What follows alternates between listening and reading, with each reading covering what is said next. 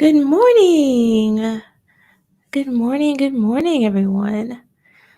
I did not plan on doing a stream this morning, but circumstances warrant it.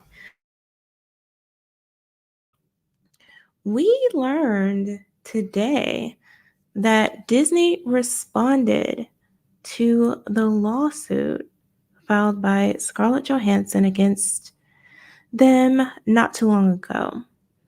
Now, I'm going to go ahead and pull up the article. But I want to show you something as well about that I find fascinating, absolutely fascinating. Um, so this is the article that dropped this morning. And what you'll find interesting about this is that that wasn't the original title. The original caption for this article was this: Disney accuses Scarlett Johansson of gamesmanship in Black Widow suit, wants to take action behind closed doors, but reveals Disney Plus money. Somehow that changed within minutes, but within minutes of me posting it actually on Twitter, to this. Scarlett Johansson slams misogynistic Disney as Mouse House tries to move Black Widow suit behind closed doors. It's just so dramatic and so obviously biased in her favor. It's utterly annoying. But we're not going to worry about that. We're actually going to be talking about the actual lawsuit. That's the focus today. And I'm going to pull that up in just a second. But let's see who's here. We have Theme Park Casual. Hello. Good morning. Shane Nolan, hello. Kaylee's here, hello. Daisy Blossom, hello. Tina Bojan has joined us. Wonderful, wonderful. Along with Richie Dupe, hello. And Carl's Purposes with a $10 Canadian super chat. Thank you. He says, just topic. Glad for a YouTube stream. Right. I was streaming this morning on Twitch because I'm just trying to do more over there. But the news drops when it drops, and you have to respond. John Pearson, hello, good morning. Oh, and by the way, I did unprivate the stream that I had before breaking down the Scarlett Johansson lawsuit, specifically her complaint. So if you want to take a look at that, if you don't know the background of what's going on, I have made it public for a little while this one is up. So just so we have a part 1 and part 2, and it is linked in the description below. So let's get on it. Let's get to this lawsuit, specifically the response by Disney. Now, this is coming from Deadline. I didn't go back through the whole court website stuff because they did have it. And so we'll just take a look at that copy. And let's see. I'm looking at it for the first time with you guys. So we'll all discover this craziness together. Let's see. Oh, John Beck with a $2 super sticker. Thank you. It is a 1-up hippo. Thank you so much. Thank you so much. All right, guys. So this is Disney's response. It was filed again. This case is taking place in the Superior Court of the State of California, County of Los Angeles, and what they filed is a motion or notice of motion and motion to compel arbitration and stay court proceedings, as well as a memorandum of points and authorities, basically supporting their motion. Anytime you file a motion, you're asking the court to do something, and typically you'll attach some document explaining why in the form of a memo, citing whatever cases you're relying on, whatever documents or particular points of law. So that's basically what that is. And as I suspected, there appears from this one page that there's an arbitration agreement. Now, Scarlett Johansson's people are going to try to frame this as if it's some sort of malicious thing, right? As if it's some sort of deceitful tactic or whatever. But really, it's pretty standard in contracts to have an arbitration agreement. And they do serve an important purpose. This is basically a process that you have to go through before you can take a case to court. It's sort of like a mediation of sorts. Arguably, some people say they're not fair to the individuals suing who aren't a corporation or a business, but it is a way to save on court costs and fees typically. And if that arbitration agreement is in their contract, then that means Scarlett Johansson was aware of that before they filed this lawsuit, which suggests that it really is all about image and pushing them or trying to play this out in the court of public opinion as opposed to handling it the proper legal way. They're trying to get around that. And so what we have here is Disney trying to enforce apparently that provision of the contract, but we'll see. And we'll go from there. But that's the first page. Shane says, do they even know the definition of misogyny? Probably not. Yeah, people do, like I said, they complain about arbitration agreements all the time because they feel it gives an unfair advantage to the corporation. And I mean, some arbiters are biased and they know that.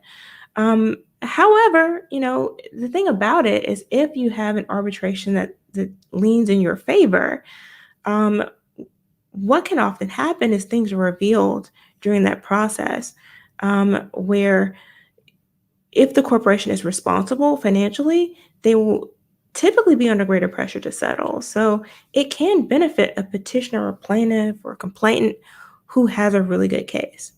So it's not too bad. And then sometimes it can be resolved there without anybody having to go to court. But here, Scarlett Johansson is clearly not trying to avoid publicity. She's clearly not trying to do that. So, we'll see. We'll read through it and see what they have to say. Rich W, hello. Good morning. Thank you for joining us. All right, let's kick it up a notch. Let's go through to the next page. Let me see something real quick though. It's so small. The print is so small. I was wondering if I can make it bigger. Is that better? Hopefully that's a little bit better. Okay, so let's go through. That's page 1. Again, this is just the caption. It's letting you know who's filing. And we'll go to page 2.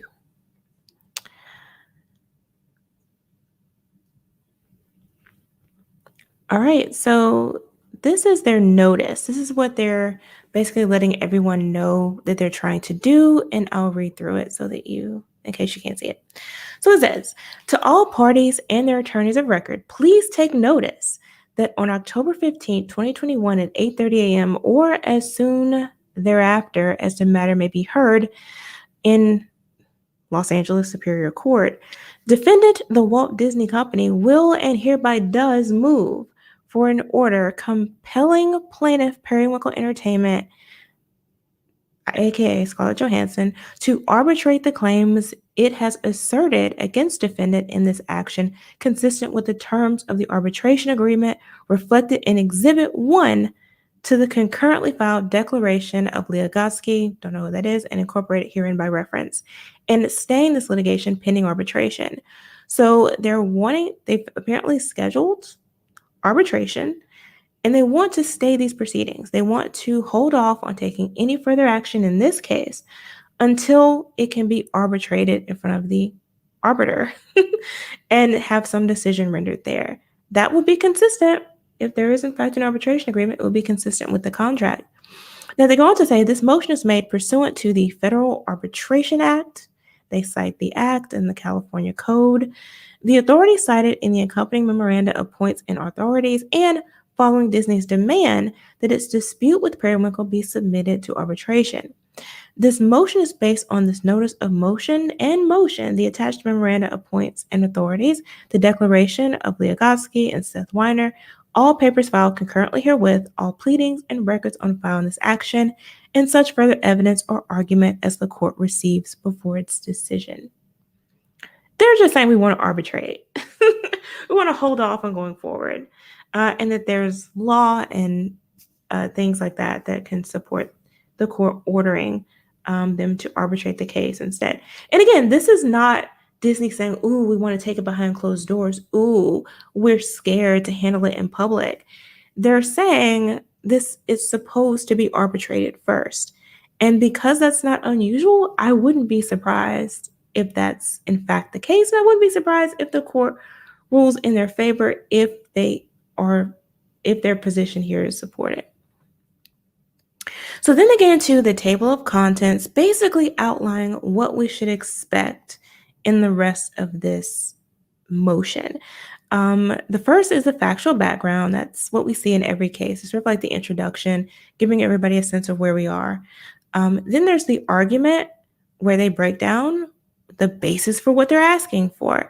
They're saying that the court should compel arbitration on the question of arbitrability. If the court decides arbitrability, meaning this is the type of case that should be arbitrated for whatever reason, it should compel arbitration. They claim federal law favors enforcement of arbitration provisions.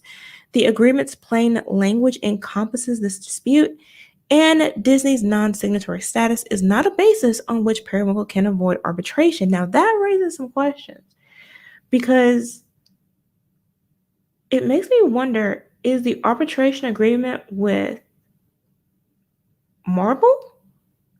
And if so, is that why they didn't sue Marvel directly, even though they're saying that Marvel actually was the one who broke the contract? They're saying Disney interfered and contributed to or caused Marvel to break the contract, or to breach the contract. But I wonder if they didn't name Marvel because they knew that doing so would send them directly into arbitration? Is that what's happening here? And Disney, it says that, okay, so they're saying that she can't avoid arbitration with Disney. And Disney's saying as a third-party beneficiary that they are a third-party beneficiary that can enforce the arbitration provision. Oh, that adds a different layer. Here. So maybe the arbitration agreement is with Marvel, not with Disney. And they're trying to enforce it because they're saying that either they're one or the same, or that her people were very clever in leaving Marvel out of the suit. Now, what I don't understand is why they, as Marvel, why Disney didn't join Marvel into the suit, because they could have done that. They could join them and make them a party to the suit, in which case that could kick it into arbitration. So I don't know. That's interesting. And then, of course, they're asking the court to stay or halt this case until we get to arbitration to get that resolved. Wow. Interesting. Graveside Poet with a $19.99 super sticker. Thank you. It is an up hippo. Thank you. That's so cute. Thank you so much. Cross Purposes says, we must arbitrate the arbitrability of Disney's arbitration. Exactly. I know. Arbitrarily. Hey, Keck. Hello. That makes sense. It's interesting. Yes, Kaylee, it is very unusual that they left Marvel out of it. They should have been a part of it, but this may explain why they weren't if she's trying to avoid that arbitration provision. And it's also strange that Disney wouldn't have their own. Like, I don't understand that. Like, how do you have a contract through Marvel, not through Disney, or a contract that applies to Marvel and not to Disney? These lawyers are all getting paid way too much for all of these loopholes. It's just insane. This is crazy. Wow. Hello, Ricardo, Maureen. Hello, good morning. Thank you for joining us. All right, so that is page 3. Page 4 is just a table of authorities. This is just the law they're going to be referring to throughout this case, different cases that they think support their opinion. Same thing on page 5. They are coming, look at this. They're coming correct. And finally, we get to the memorandum itself. This is the good stuff. This is the good part here. This is page 6. They're about 20 pages, I believe. All right. Let's get to it. Let's get to it. Oh, definitely like and share this stream, guys. Because people everybody's going to be talking about this probably. And you're going to see different news outlets putting their little spin on it. But if you're watching this, then you're going to have a better understanding of exactly what is going on with this response. And this is the official response. This isn't the little sort of quirky nonsense, Twitter messages and stuff that Disney released earlier. This is their actual response. So this is going to be really, really interesting. And I wonder if they're going to be as snippy in this as they were in their public response. But here's the memorandum of points and authorities. So Periwinkle, and again, this is Scarlett Johansson, it's her, agreed that all claims arising out of, in connection with, or relating to Scarlett Johansson's acting services for Black Widow would be submitted to confidential binding arbitration in New York. Whether Periwinkle's claims against Disney fall within the scope of that agreement is not a close call, they said. Periwinkle's interference and inducement claims are premised on Periwinkle's allegation that Marvel breached the contract's requirement that any release of Black Widow include a wide theatrical release on no less than 1,500 screens. The plain and expansive language of the arbitration agreement easily encompasses Periwinkle's complaint. Okay, so they're throwing ScarJo's words back in her face. If everything related to her services, if everything she does with them is supposed to be submitted to arbitration, then by definition, her claim that Marvel breached the contract or that Disney interfered with it, that would be connected to her acting services and should then be subject to that particular provision, the arbitration provision. So that's a very succinct layout of their entire 20-page case. A better written pleading than anything we saw from ScarJo's people. I'm impressed. This is Disney money right here. This is actually really good. Let's see. Oh, Nikki, it's a $5 super sticker. Thank you. Thank you so much. It says, keep it up. A little pair exercising. Thank you. Eastland Burkholder, welcome back. Just arrived. ScarJo never had a contract with Disney, had a contract with Marvel. Am I correct? That's what we're trying to figure out because that's what it appears to be the case here. And like I was saying earlier, Disney framed this as a third party that is able to enforce the provisions of that contract regarding this arbitration. And I thought that was so freaking bizarre. Like, why would you open yourself up to that, though? So weird. Exactly. Yeah, I think, and it can be confusing. It can be a confusing point because people see Disney and Marvel as the same thing at this point. So if she's suing Disney, they assume it's the same thing as suing Marvel. But yeah, they got confused on that point. And that's part of the reason why I'm doing this. Sometimes you just have to go through the documents yourself. But let's get on to the next paragraph. Here we go. Here's the snippiness I was looking for. In a futile effort to evade this unavoidable result and generate publicity through a public filing, Periwinkle excluded Marvel as a party to this lawsuit, substituting instead its parent company, Disney, under a contract interference theories. But long-standing principles do not permit such gamesmanship. As a court of appeal has explained, a signatory like Periwinkle to an agreement containing an arbitration clause may be compelled to arbitrate its claim against a non signatory like Disney when the relevant causes of action rely on and presume the existence of the contract. Wow. Wow. They just called her out. This is amazing. I'm so shocked on so many levels. I'm shocked that Disney wasn't a signatory on this contract with Marvel. I'm also surprised and somewhat impressed with ScarJo's side that they were I mean, I don't think they're going to get away with it, but slick enough to file this publicly against the party they didn't have the arbitration agreement with specifically. But they would have known that they can't do this. They would have known. That's wow. I don't even know what to say about that. That is hilarious. That is hilarious. Tina Bojan with a $5 super sticker. Thank you. It is a little puppy, Japanese puppy fighting. It's so cute. Thank you.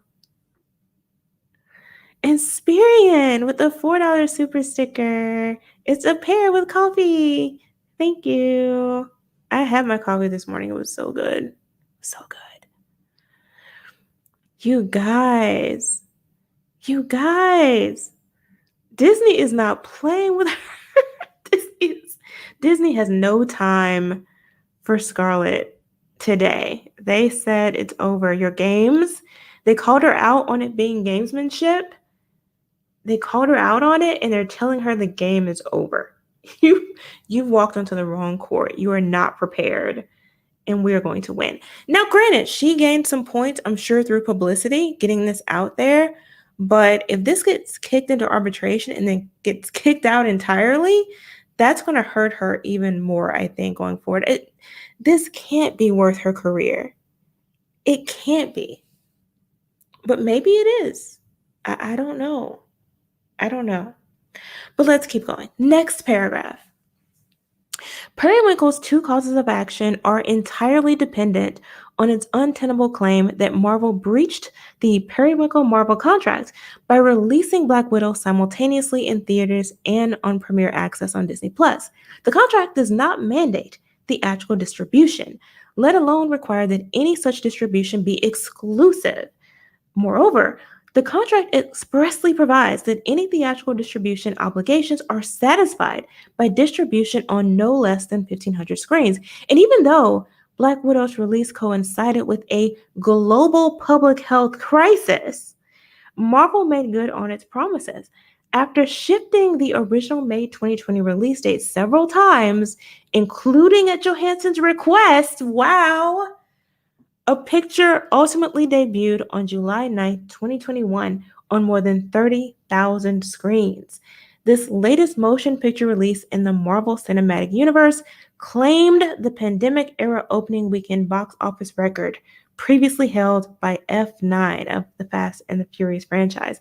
And Marvel is gratified that the millions of fans who felt, let's keep going, comfortable doing so were able to watch Johansson's prowess on a big screen.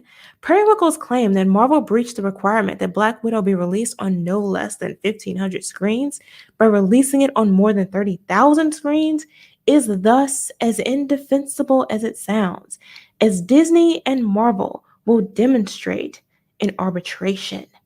Permitting this litigation to proceed would thwart not only Periwinkle's expressed agreement to arbitrate all Black Widow-related claims, but also decades of law and policy requiring enforcement of arbitration agreements, the court should order Periwinkle to arbitrate its claims against Disney.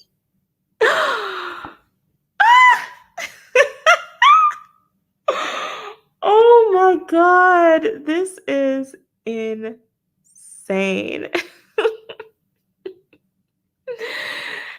Elvis says, looking at this, Disney is going to crush her like a bug. Crush her like a bug? Yes. Yes. Disney, amusement park, and a war machine. Oh my gosh. They couldn't have laid it out any better. They couldn't have laid this out any better. Oh my God. And this is exactly what we said. This is what we said last time. The contract has no exclusive provision. It doesn't say distribution has to be exclusive. All it says is that it has to be released in theaters. That's it. And they released it in theaters. And Disney said, despite the pandemic, despite a global health crisis, we released it. We did exactly what was required under the contract and more. We did what was required and more. And it did well. So what are you mad about? Oh my gosh. Wow. That is insane. It's as indefensible as it sounds. They're basically saying her claims sound stupid. They sound stupid. I don't even know why we're here. Oh, Eastland says, my question, is her wide distribution a legally defined thing, or is it a legally undefined phrase like the words wholesome, delicious? Has it been tested in another court case wide distribution is? That's a good question, but here's the thing. They actually did define poorly what she meant by wide distribution. And I forget the exact language, but there is, it wasn't so much the wide distribution that they're arguing about. Because they mean by that essentially what they said about 1,500 screens. What she was upset about was that she was saying that the distribution was supposed to be exclusive for a specific period of time. And so I think that's what she meant by wide distribution, meaning so many days where it was exclusively in theaters and not on a streaming service. The problem is that in her own complaint, she does acknowledge exceptions over time, and that window of exclusive distribution has varied. So I called into question then what she was saying, because it didn't make any sense. Even in her own petition, and even in her own complaint, she wasn't clear on what these terms mean. She just basically said that we have to assume that everybody knew what the claims meant, what these terms meant. And you can't do that. Yeah, it was around 90 to something days, but then she cites several examples of where it was less than that. And it's like, well, if it's not a defined time period, how are you trying to enforce it as such? That doesn't make any sense. Not only is it not common, even if it were the case, you should have had that in the contract, and she didn't. Her people didn't put that in there. So they just assumed. They assumed they would get treated the same way. They assumed it would be released exclusively in theaters for a specific period of time, the amount of time that other movies prior to hers had been out. But you can't make those assumptions. If there's anything you want specific in your contract, if there's anything you want specific with your product, you have to make sure it's in there. Because if it's not, you can't then get upset about it later. And she's going to learn that lesson, because Disney is clearly on top of it. I can't disagree with anything they've said so far. I have no complaints about anything here. And that is just hilarious to me. Okay, so now they get into the factual background. And this is page 7. Again, I will cite or just remind you guys that a lot of times these pleadings have a lot of repetition. So if they get into saying the same thing over and over, we'll just skip ahead because they do that. But let's start with the factual background. And this is them presenting the facts in context and from their perspective. So just keep that in mind. Just like we talked about last time with ScarJo's complaint, she presented the facts from her perspective. These are the facts from theirs. So accept that, as you will.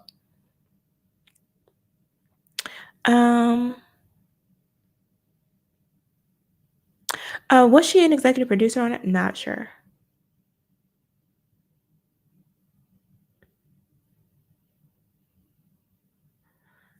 All right, let's go. Perry Michaels' contract with Marvel regarding Black Widow. Okay, so they're going to get into the meat of this contract.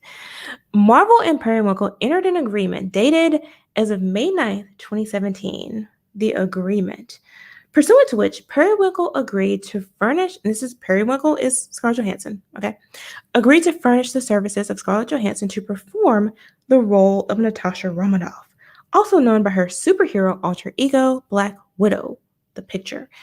The agreement was executed in 2019 after years, wow, of extensive negotiation, and Perry Winkle was represented by highly sophisticated entertainment lawyers and agents who had negotiated hundreds of motion picture agreements.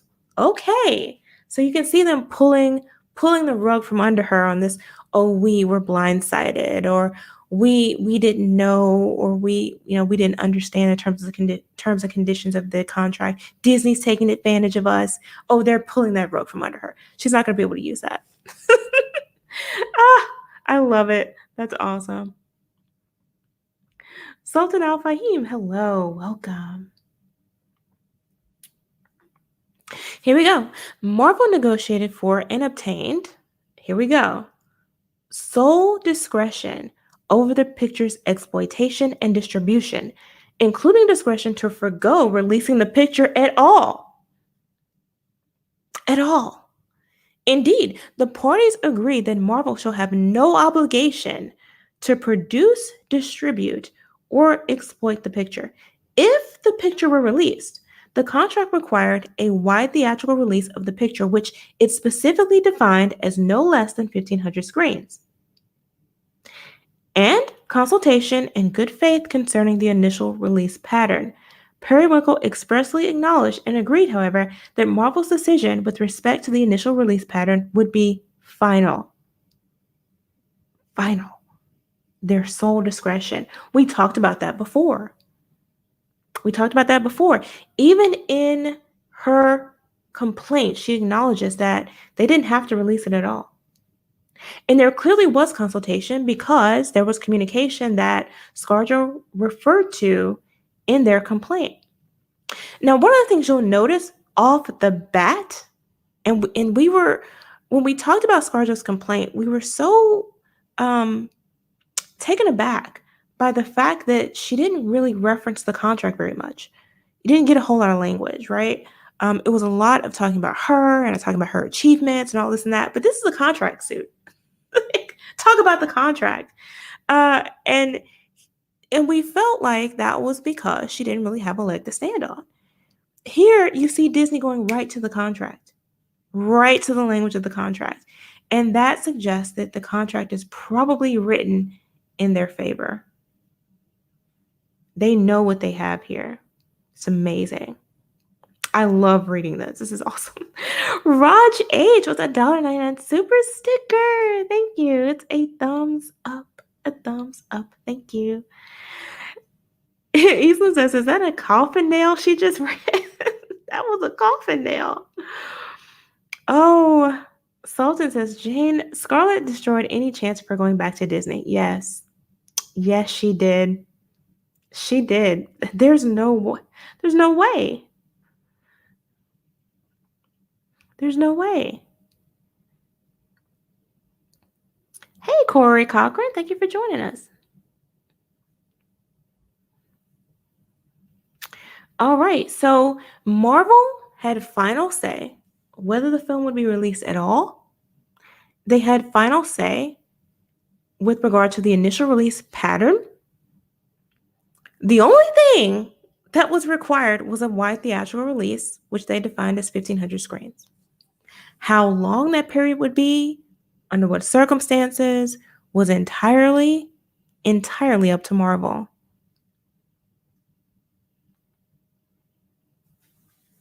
I think that's they could have ended it right there. They could have closed it out right then and there. Hey, Dominic the writer. He says, "Hey, I'm newer to your channel, but I saw you on Nina Infinity's channel and just had to check out yours. New subscriber." Oh, thank you. Welcome, welcome. I hope you enjoy the content. There's quite a bit of stuff on here, mainly movie reviews, television reviews, and occasionally this kind of stuff. Pop culture commentary and breaking down lawsuits that celebrities have filed.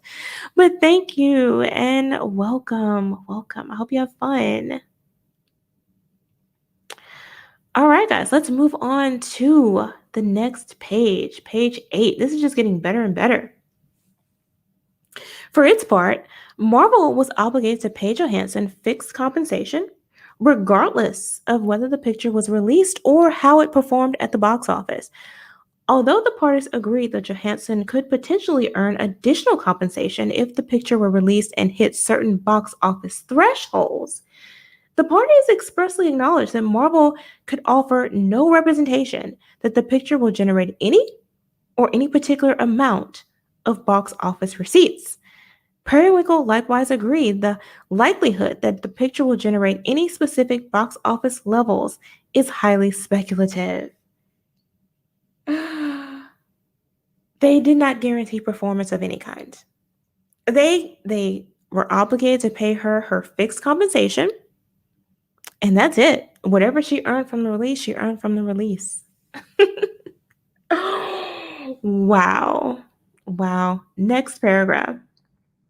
The agreement identifies Disney, Marvel's parent company, as the picture's main distributor and grants Disney certain rights. For example, Periwinkle granted Disney the right to use Johansson's name, her voice, and or likeness in connection with the marketing, promotion, advertising, distribution, and other exploitation of the picture. Periwinkle also agreed that Johansson would provide, at Disney's request, a reasonable amount of domestic and international publicity services.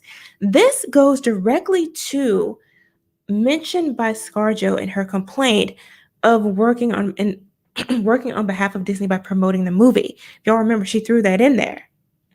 I guess for sympathy points. I don't know. But here, Disney addresses that by saying she was required to. This wasn't out of the goodness of her heart. This was under her contract. And therefore, it was included in the compensation she received, the fixed compensation she received. The compensation she was going to receive regardless of how well the film did. Wow. This is insane. Dominic says the lawsuit thing is a real mess. It is. It's a whole mess. This is more entertaining than the movie. This is better than the movie. Oh, to go on with the final paragraph in this section. Importantly for this motion, Marvel and Periwinkle agreed all claims, controversies, or disputes arising out of, in connection with, or relating to the agreement, the performance or breach thereof, or default hereunder, whether based on contract, tort, or statute, shall be resolved by binding arbitration in New York, New York. They further specified the agreement is governed by the laws of the United States and of the internal laws of the state of New York. This would seem to bring her suit under the arbitration provision, even though it's against Disney and she didn't file it against Marvel. She thought she was slick, or maybe she did it on purpose. Maybe they didn't care. They knew, but they figured they'd take their chances. Fighting this in the court of public opinion was probably for them the better call. because had they kept it secret, probably nothing. They would have gotten nothing. But now they're going to get nothing publicly. I don't know which is better or worse. I don't know which is better or worse. Oh, this is hilarious. Exactly, Shane. She was paid to do publicity. And the way she described it in her complaint made it seem like she just went out of her way. And she's owed for that. She's not owed for that.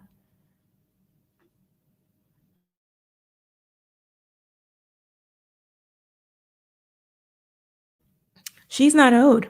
She was paid for it. All right. So next page. We're on page 9. Well, we're going into page 9. Next section is entitled Black Widow's Release.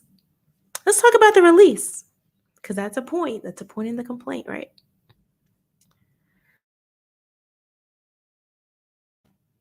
Let's talk about the release. So, the picture was initially scheduled to be released in May of 2020. The release date was pushed back multiple times as a result of the pandemic, which has devastated theaters domestically and internationally since early 2020. Okay, it's true, but it's a bit much. They're framing their argument here. They're doing, what they all do. The picture's release date was page 9.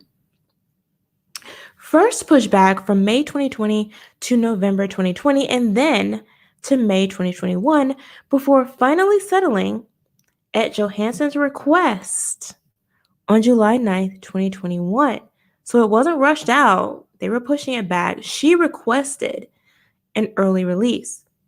While the agreement only required that the theatrical release be on 1,500 screens, the picture was ultimately released on more than 9,600 screens in the United States and more than 30,000 screens worldwide. They went above and beyond. They went above and beyond. Given the persistent effects of the pandemic, which continued to dramatically impact consumers' viewing habits, it's true, that's true. The picture was released simultaneously through Premiere Access on Disney Plus. On August 10th, 2021, the picture was also released via premium electronic home video, which enables any consumer to watch a downloadable copy of the picture at any time. The hybrid release pattern was the best thing for the picture and all the valued talent who contributed to its production, especially given the continued uncertainty in the theatrical market and unprecedented circumstances of the pandemic. And again, this is what we talked about before. How can you first of all, her contract didn't say it had to be exclusive theatrical release. It didn't say that. But even if that were the case, some people were arguing, oh, they should have pushed it out further. They should have pushed it into the fall. And I think even she made that complaint. She did. In her complaint, ScarJo said that they could have waited to release it later. So it appears here that Disney is specifically addressing that provision of her complaint, where she said that they could have waited and released it in the fall. They're saying, in response to that no, she requested that it be released in July. Wow. We did not know that. She left that out. She left that out. That was an important point. Eastland says, I imagine her losing a lawsuit helps her get jobs not from Disney, and I think she knew she would lose and that Disney had only crumbs for her, not even crumbs. I wonder about that because she did get picked up by DC, I believe. She's in talks with them now, but it's I don't know. Maybe they wouldn't hire her going forward in this particular role because it's been passed on, the mantle has been passed. But Disney always has stuff coming up. Like, they have all sorts of work. She could have worked for them forever, practically. If she wants jobs with other studios, I think there was a way to walk away without creating this controversy. Because I could see other studios being a little bit concerned that if this is how she's interpreting a very clear contract, she's creating a dispute where there shouldn't be one. I wouldn't want to work with her. So I don't know. It could go either way. It could go either way. And you're right. She doesn't have a whole lot to lose. I mean, she's a multimillionaire. She's fine. But I don't know. I don't know if it's worth it, really. Phil, hello. Good morning. Thank you for joining us.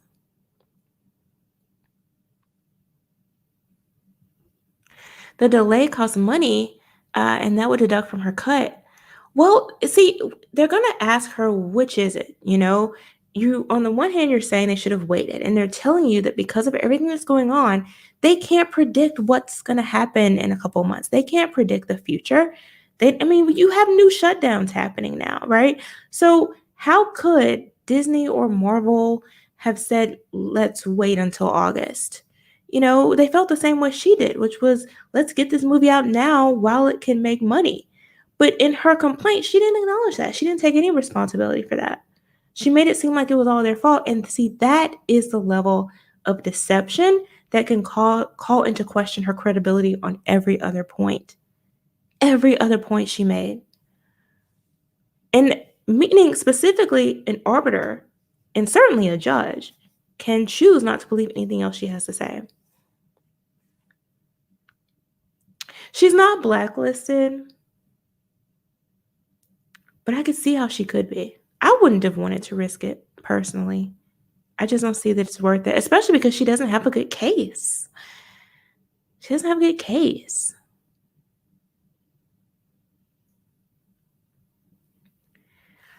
Exactly, Phil. She's not being understanding at all.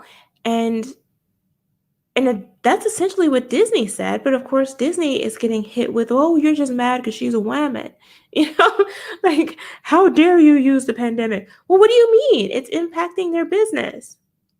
It's crazy. But let's keep going. Let's keep going. Marvel discussed the hybrid release pattern decision with Johansson in spring 2021 as the parties were conferring regarding the picture's release date. Marvel has assured Johansson that she will be credited with 100% of the premiere access and PHV receipts for purposes of the box office thresholds used to calculate any additional compensation, even though Marvel has no obligation under the contract to do so.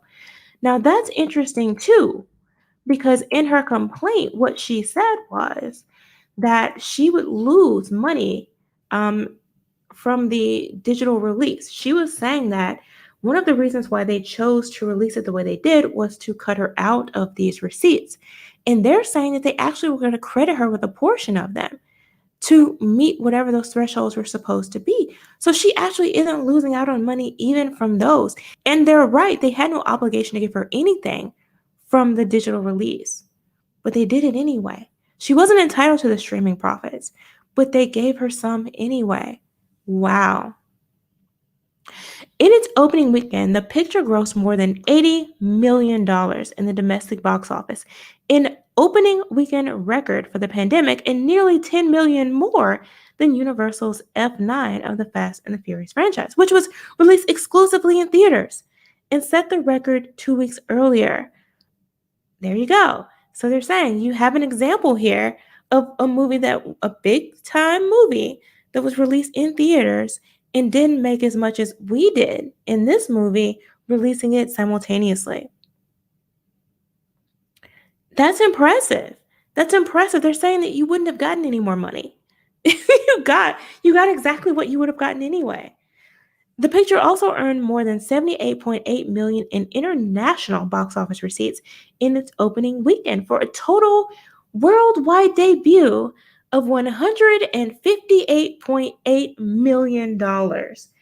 In addition, the picture grossed more than 55 million in its domestic opening weekend from premiere access on Disney Plus. When the 55 million in premiere access receipts is added, in case you can't do the math, to the $80 million domestic box office total, the total domestic box office for the opening weekend was more than $135 million. More than that of many other Marvel Cinematic Universe films, including Thor the Dark World, Ant-Man, Ant-Man and the Wasp, and Guardians of the Galaxy. As of August 15, 2021, the picture has grossed more than $367 million in worldwide box office receipts and more than $125 million in streaming and download retail receipts. They are on fire. They scorched her with this entire section. You got money. Not only did you get paid, you got extra money we didn't have to give you. And the movie did better than a lot of our other movies. So you haven't lost anything, ma'am. You haven't lost anything. Wow.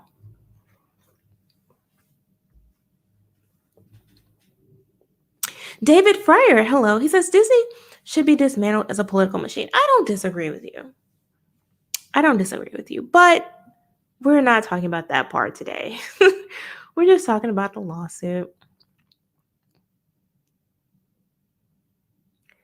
Kaylee says it seems like she just wanted more money instead of wanting to fix an issue that Disney has. There are issues at Disney that she could have had a lawsuit on. Yeah, she doesn't. It's all about money, but she had to know that this isn't a good lawsuit. Mega Mac, hello. He said her attorney should have advised her it was a poor decision to pursue legal action. So maybe there's some other motivation we're not aware of. There's something we're missing here. There's something that we're not seeing. Jay, we know what you have to say about it. Jay, am in 2021. Graveside Poet says Disney didn't have to go this hard. Graveside Poets. Disney didn't have to go this hard. Oh my God, they didn't. They didn't have to. They brought the heat. Zachariah, hello, good afternoon. Elvis says Scarlett should have hired Giuliani. Oh my gosh. Oh, David, welcome. Cross purposes, she didn't see her filing. How much is she seeking? She didn't say a number. She didn't say how much she thought it should have made. She just said it should have made more, or it could have made more. It really is all about publicity. It really is. Docs, hello. He said Midnight's Edge did a video on it. Awesome.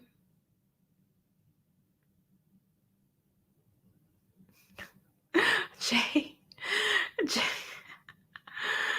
Oh, okay.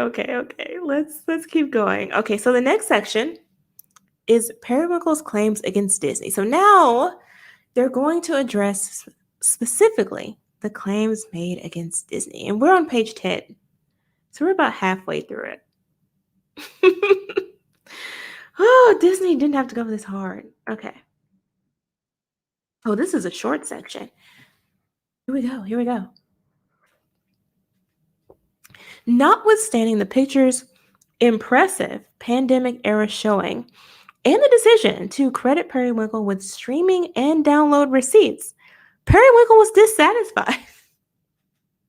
According to Periwinkle, the attempt to capture the broadest possible audience by utilizing a simultaneous release of Black Widow in theaters and on Premier Access on Disney Plus constituted a breach of Marvel's promise to secure a wide theatrical release of the picture.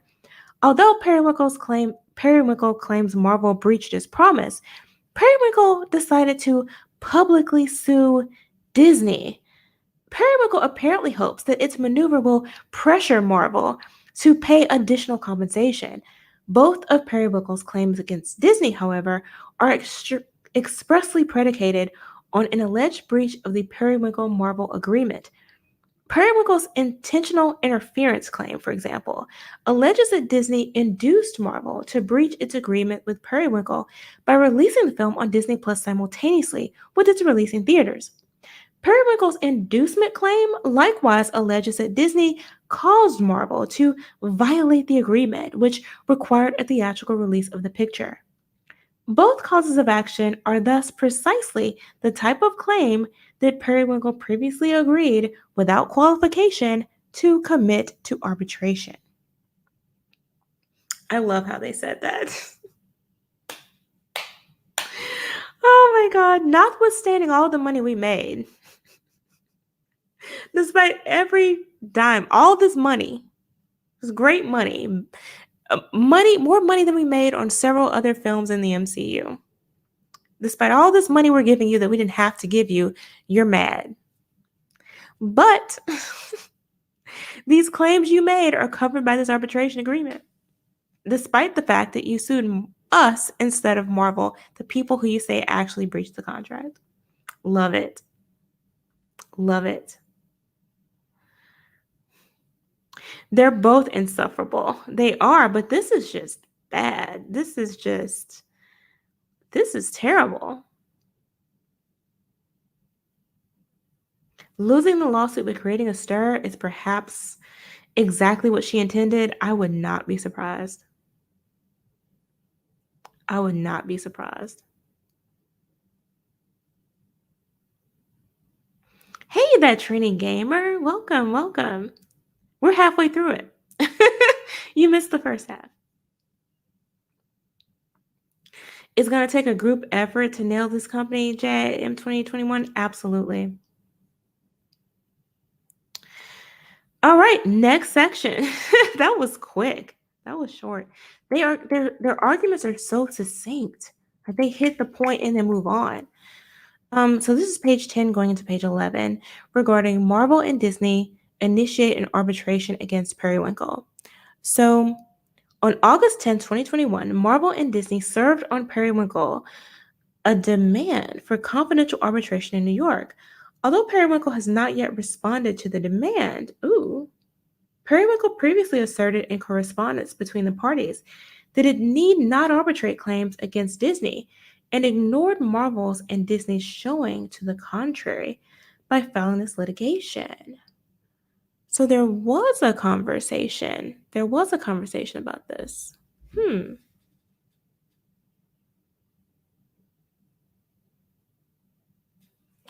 And they basically told Disney, we don't have to arbitrate this. But the fact that they said it to Marvel too is interesting. And they haven't responded. That is peculiar.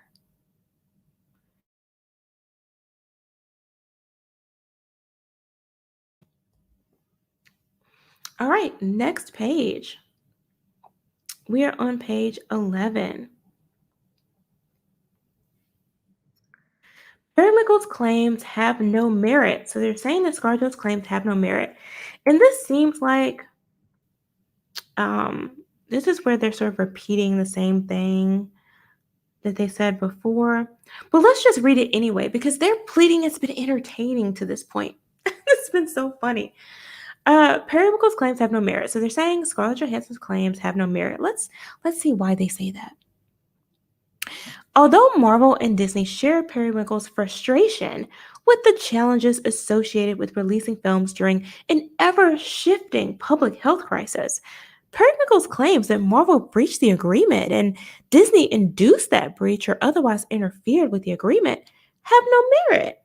There's nothing in the agreement requiring that a wide theatrical release also be an exclusive theatrical release.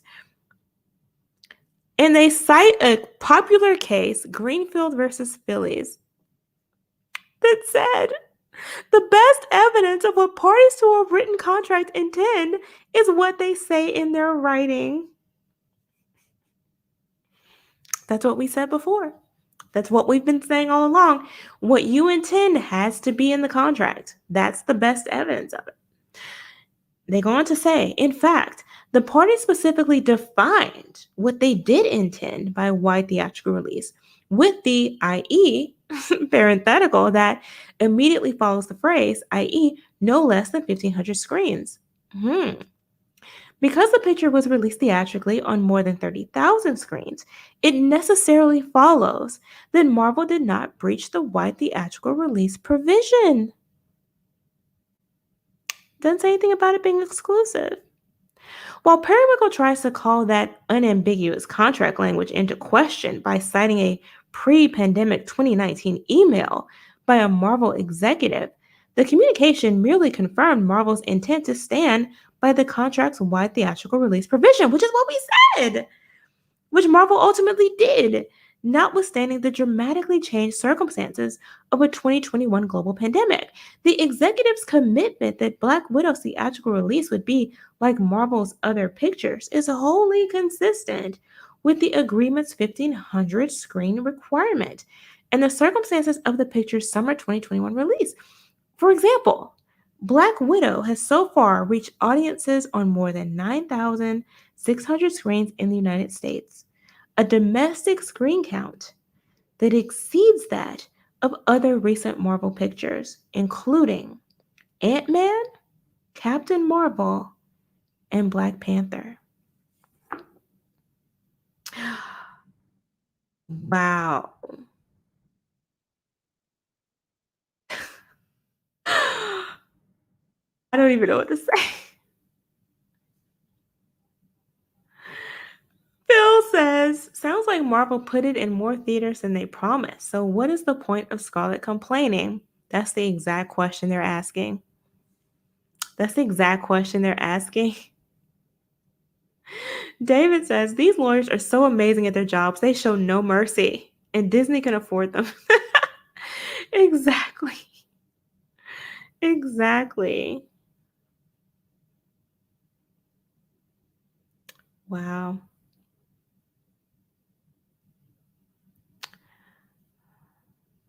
You're right, Shay. I actually think she would have a better case if she sued them. Well, then again, I don't know because um I think in their case it wasn't a breach of contract. They just refused to renew her contract.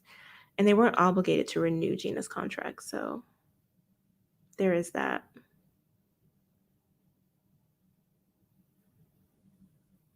There is that.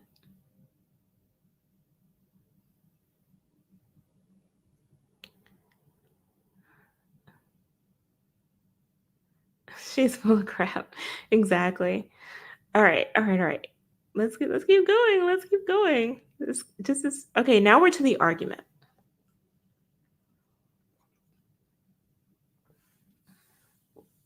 Okay, so let's get to why they're filing this. This is the argument. This is basically them saying why the court should order them into arbitration. So they're saying the court should compel arbitration on the threshold question of arbitrability, meaning is this dispute subject to arbitration in the first place, right? And so what they say is, although the scope of an arbitration clause is generally a question for judicial determination, the parties may, by clear and unmistakable agreement, elect to have the arbiter rather than the court decide which grievances are arbitrable. Here, the parties clearly and unmistakably agreed to have the arbiter determine the scope of the arbitration clause. The contract mandates arbitration in accordance with the comprehensive commercial arbitration rules of the JAMS. That rule, Rule 11, states that arbitrability disputes shall be submitted to and ruled on by the arbitrator. By incorporating Rule 11 into their agreement, the parties clearly evidence their intention to accord the arbiter the authority to determine issues of arbitrability. Accordingly, the court should compel arbitration to decide the threshold arbitrability question and stay the litigation pending arbitration. So they're trying to enforce the contract. The contract says it should go before an arbiter before it goes before a court, and they're just laying that out. They're laying that out. In the next paragraph, if the court decides arbitrability, it should compel arbitration. So again, they're saying here, if this is the type of action that should be going before an arbiter, then the court should order it. The court should compel arbitration. And they cite the law here. The primary substantive provision of the Federal Arbitration Act, Section 2, provides written provision in a contract evidencing a transaction involving commerce to settle by arbitration a controversy thereafter arising out of such contract or transaction shall be valid, irrevocable, and enforceable, meaning you can enforce these contracts, these specific provisions. The rule of enforceability established by Section 2 of the FAA preempts any contrary state law and is binding on state courts as well as federal. A court's role under the FAA is limited to determining whether a valid agreement to arbitrate exists, and if it does, whether the agreement encompasses the dispute at issue. So that's how you make the determination. Is there an agreement to arbitrate? And is this thing in dispute subject to arbitration? If it is, then it has to be arbitrated. It's pretty simple.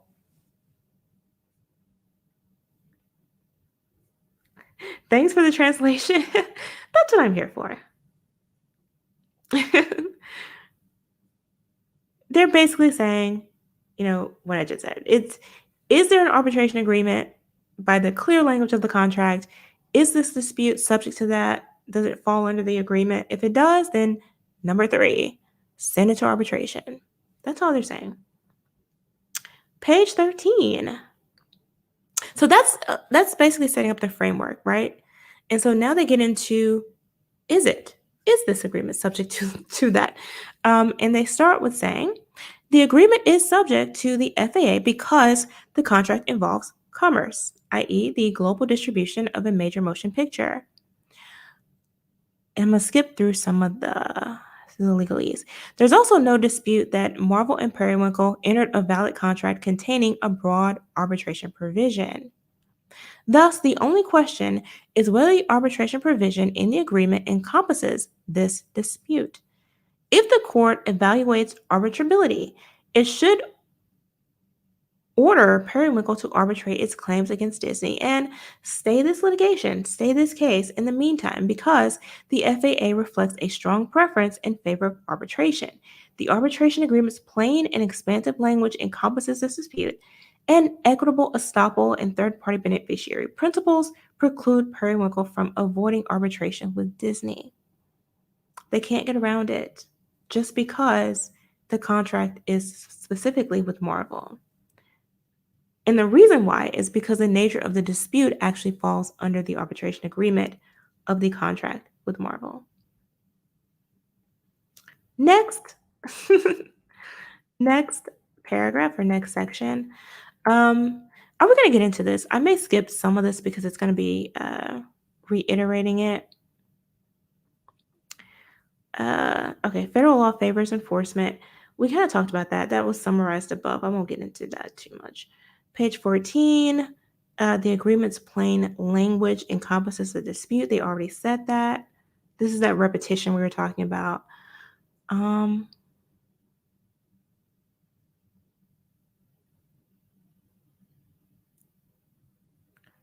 Okay, so we can talk about this. On page 15, they do mention and address Periwinkle's reasoning for not wanting to go to arbitration with Disney. And here's what they have to say. Although Periwinkle has previously disputed this point by citing the agreement's second arbitration clause's reference to disputes or controversies of any nature between the parties, there are 2 reasons why that clause does not change the analysis. First, as detailed below, courts regularly empower non-parties to an arbitration agreement, like Disney, to rely on the provision to compel arbitration. So it's a common practice for third parties to compel arbitration when the nature of the case fits, when it's supposed to be arbitrated otherwise. Second, long-established principles of contract interpretation instruct that the entire contract must be read together and construed in a manner that gives effect to each provision, which is true. Thus, any reading of the exhibit, they attached a copy of it, that purports to limit the arbitration agreement to only Marvel Periwinkle disputes would improperly read out of the contract unequivocal, expansive language, which plainly reflects an intent to arbitrate without limitation all claims, controversies, or disputes arising out of, in connection with, or relating to the agreement. So basically what they're saying is you can't interpret this contract out of context. The entire entire two sections having to do with arbitration have to be read together, and they have to be read together in a manner that makes sense. So if it says that all disputes arising out of this contract have to be arbitrated, then that's what it means. And you can't use one provision to basically undermine the other. So that's an interesting legal point. That's an interesting legal point.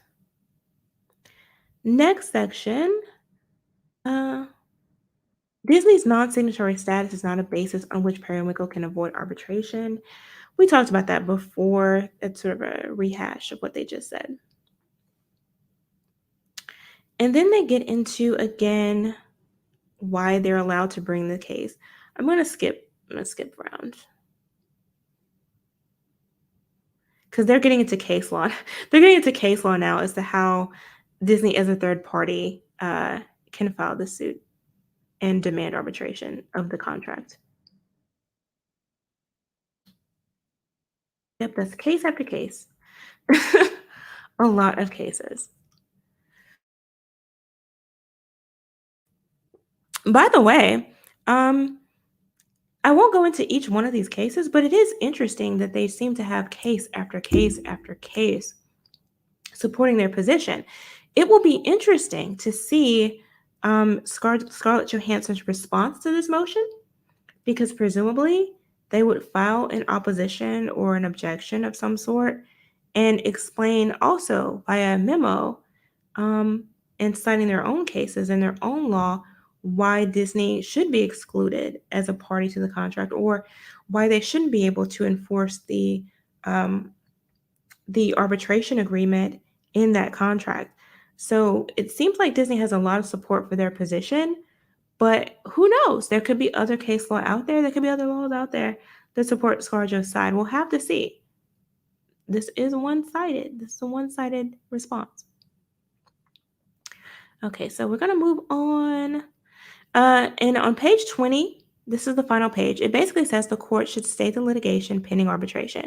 So if the court, all these things considered, determines that this is subject to arbitration, then what they're saying is the court should halt these proceedings. This needs to pause and let them go forward and deal with it in arbitration, which makes perfect sense. And if the court does find that this should be an arbitration, that's exactly what it's going to do. And that's it. That's the conclusion. They basically, reiterate what they said. And, request that in order, then arbitrator will decide the question, stay these proceedings, and everybody go about their way. So that's what happened. It's perfectly reasonable. As you can see, this isn't, it's sane. Like you said, Elvis, it's a perfectly sane point. It makes sense. This isn't extreme. This isn't, them being rude, or this isn't them trying to trash her necessarily, even though it seems that way. It may feel that way. She got absolutely blasted in this. But it's a perfectly reasonable argument. And if that provision is there, then they should be held to it. And they shouldn't be allowed to get around it by suing Disney instead of Marvel, the very entity that they say breached the contract. That's so bizarre. It never made any sense. But Disney now has shown us that it does. It does make sense. This is why they did it, to avoid arbitration. But that was fun. I believe that was the most entertaining of all these little weird lawsuits people have filed. This is the most fun. This is better than the movie for sure. But hey, let's discuss. I'm going to close it out and we can talk about it in the comment section. I may leave this one up for a little while. And again, the breakdown of the complaint by ScarJo is also still up. I have a link to it in the description. Lives do a weird thing to your channel when you don't do them regularly. That's why I always sort of make them private after. But I will leave this up for a while since it's in the news cycle to give everybody a chance to go through it. I hope you guys found this useful. I hope you found it helpful. Thank you for joining me in this little impromptu reading. And I will see you guys. I will see you guys later. Hey, awesome one. Glad you can make it. JM 2021 says, Disney might get by with this, but I have a feeling in the long run they'll take a hit. We'll see. We'll see. I think with the authors in particular, they may take a hit with those because those people have really been railroaded. But in this case, this is a different kind of case. So I don't know.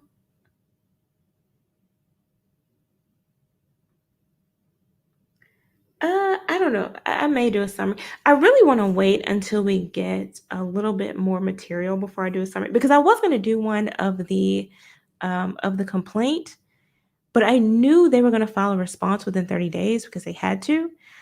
So I was waiting for this, and now I'm waiting for their response. I just want to get a better sort of batch of material because when you do a summary, it's actually really short. Despite all these pages, they're not saying a whole lot. But I definitely intend to do some sort of summary at least before the judge makes a decision. But I'll leave it up. I'll leave it up for a little while, maybe the rest of the weekend. Uh, awesome, awesome. Thank you. But later, guys, I hope you all have fun. I do have a merch store. I need to start linking it, but it's at T Public, and if you put in my name, it'll come up. Have a great day, guys. See you later. Have a great weekend. And good day.